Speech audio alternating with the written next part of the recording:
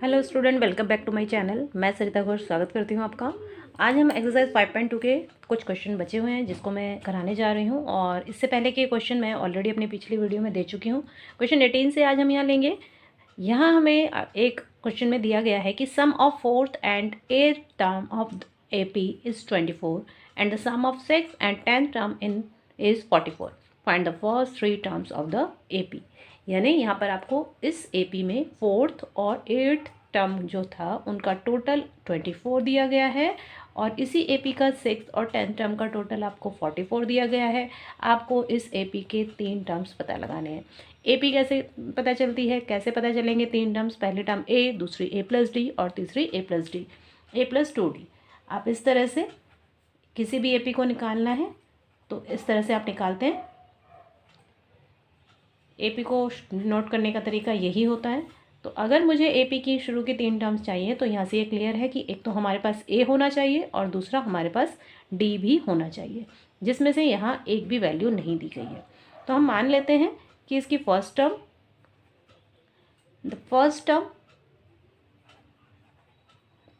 Of AP is A and common difference को हम किससे डिनोट करते हैं?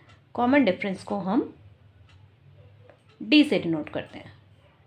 तो अगर आपको यहाँ फोर्थ और एट्थ टर्म का टोटल दिया है 24, तो हम यहाँ लिखेंगे A4 plus A8 equals to 24।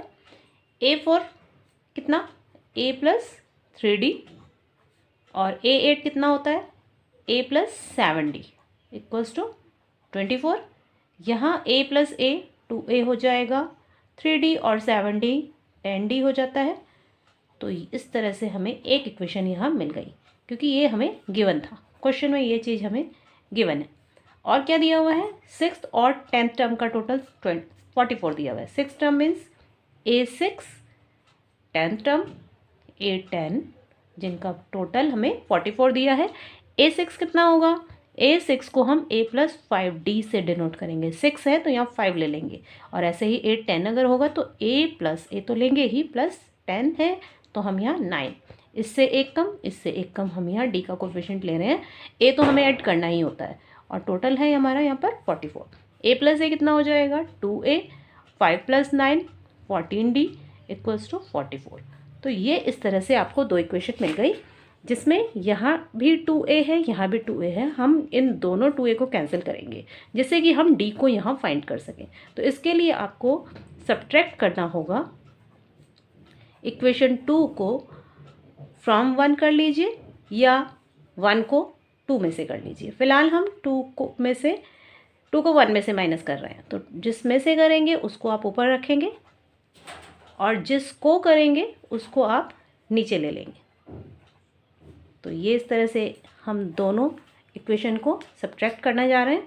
Subtract करने के वक्त आपको यहाँ साइन चेंज करने पड़ते हैं।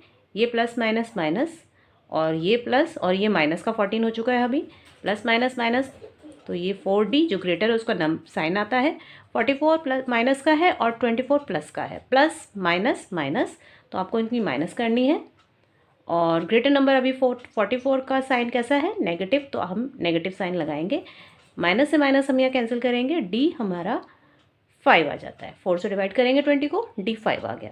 अब अगर इस D की वैल्यू हम किसी एक इक्वेशन में रख देते हैं, इस D की वैल्यू को हम किसी भी एक इक्वेशन में, जैसे कि मैंने ये पहली इक्वेशन उतार दी मैंने यहाँ पर, और यहाँ पर जहाँ A है वो तो हमें नहीं मालूम है, D हम यहाँ 5 फाइंड कर चुके हैं, तो हमने D की जगह 5 रख दिया। अब आप क्या करेंगे? इसकी मल्टीप्लाई, देन ये प्लस में नंबर है तो वो उधर माइनस में ले जाइए। 24 माइनस 50 यानी 2A इक्वल्स टू माइनस, ये आपका 26 हो जाएगा। और A अगर मुझे निकालना है तो -26/2, दैट मीन्स -13।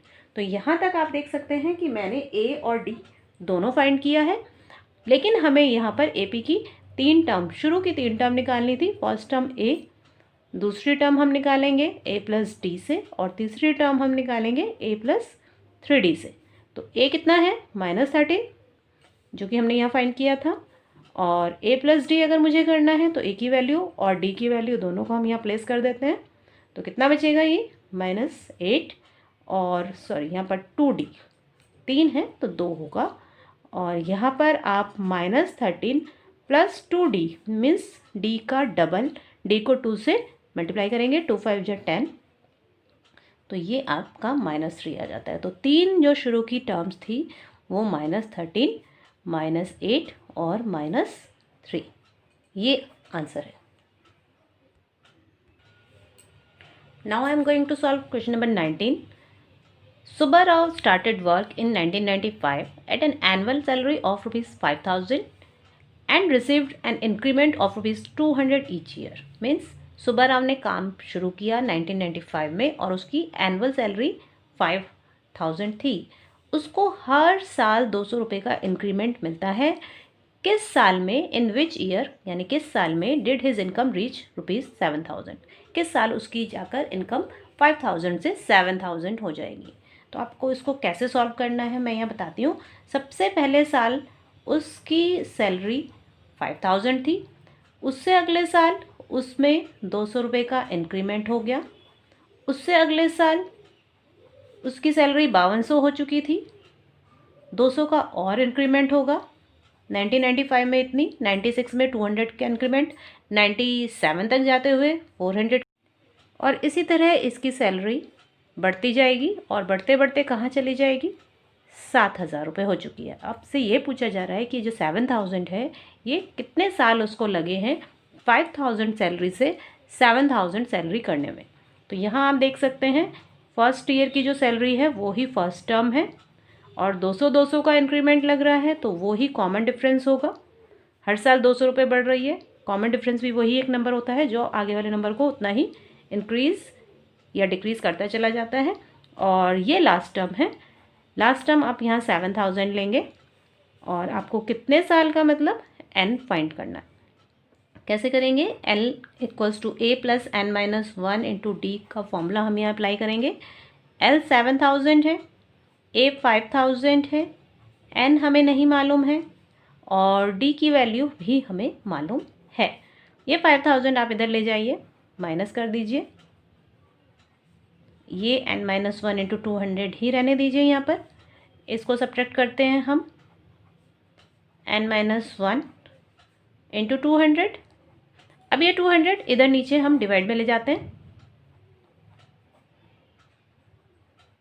यहाँ n - 1 को रहने देते हैं, ये 10 टाइम्स कट गया, n - 1 हमें 10 मिल चुका है। तो अगर मुझे n फाइंड करना है तो क्या करना है, -1 आप इधर ले जाएंगे और n 11 आ चुका है, यानी 11th ईयर में जाकर उसकी सैलरी 7,000 हो जाएगी। तो ये इस क्वेश्चन का आंसर हो जाता है। Let us solve question 20 here. Ramkali saved ₹5 in first week of a year. Ramkali ने किसी साल के पहले हफ्ते में उसने 5 रुपये बचाए and then increased her weekly saving by ₹1.75 और एवरी वीक वो अपनी सेविंग 1.75 रुपीज़ इंक्रीज़ करती चली गई। अगर उस nth वीक को आपको ये बोल रहा है कि if the nth week her weekly saving becomes rupees इतना, यानी after n weeks, with in n weeks उसकी सैलरी इतनी हो जाती है, तो उस n को आपको पता लगाना है, यानी उसने कितने हफ्तों में अपनी जो सेविंग है वो इतनी कर ली है 20.75। तो इनिशियली उसने क्या दिया हुआ है कि उसने सबसे पहले कितने रुपए बचाए थे, 5 रुपये, और हर हफ्ते वो 1.75 अपनी जो सेविंग है वो बढ़ाती चली गई। तो अगर आपको इसमें AP फाइंड करना है तो आप कैसे करेंगे, सबसे पहले महीने में उसने 5 रुपये बचाए थे, अगले महीने में अगले हफ्ते उसने अपना जो भी सेविंग थी उसमें इतने का इंक्रीमेंट कर लिया था, और उससे अगले हफ्ते उसने इस तरह से वो हर हफ्ते 1.75 इंक्रीज़ करती चली गई, यानी पहले हफ्ते इतना था, दूसरे हफ्ते इतना हो गया, दूसरे हफ्ते में जितना हो चुका था, तीसरे वीक में उसने और 1.75 बढ़ा लिया, और इस तरह से बढ़ते बढ़ते उसकी सेविंग n वीक्स के अंदर इतनी हो जाती है।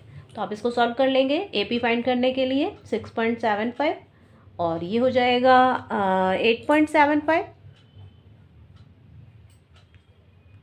सॉरी 8.50, और इस तरह से ये बढ़ते हुए फाइनली उसकी जो सेविंग है वो इतना हो जाती है।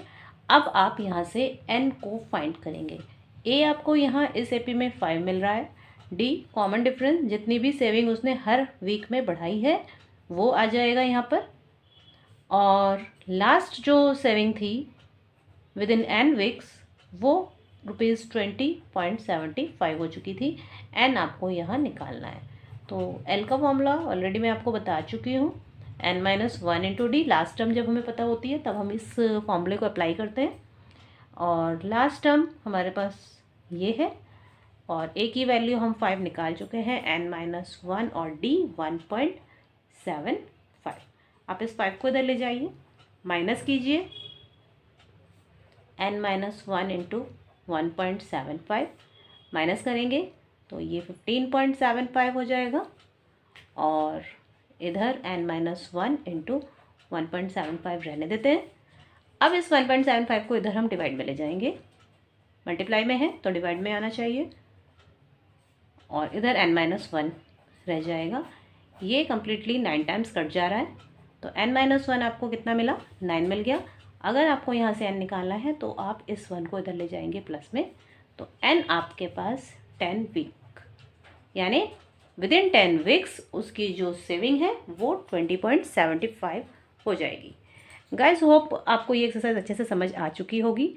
अगली एक्सरसाइज की वीडियो भी मैं जल्द देने वाली हूँ। और अगर आपको मेरी लेटेस्ट अपडेट वीडियोस चाहिए तो प्लीज़ मेरे चैनल को सब्सक्राइब कर लीजिए और बेल आइकन को ज़रूर दबाइएगा। और अगर आप मेरे चैनल को एंजॉय कर रहे हैं तो अपने क्लासमेट्स के साथ, अपने दोस्तों के साथ भी मेरे इस चैनल को शेयर ज़रूर कीजिएगा। Thank you for watching.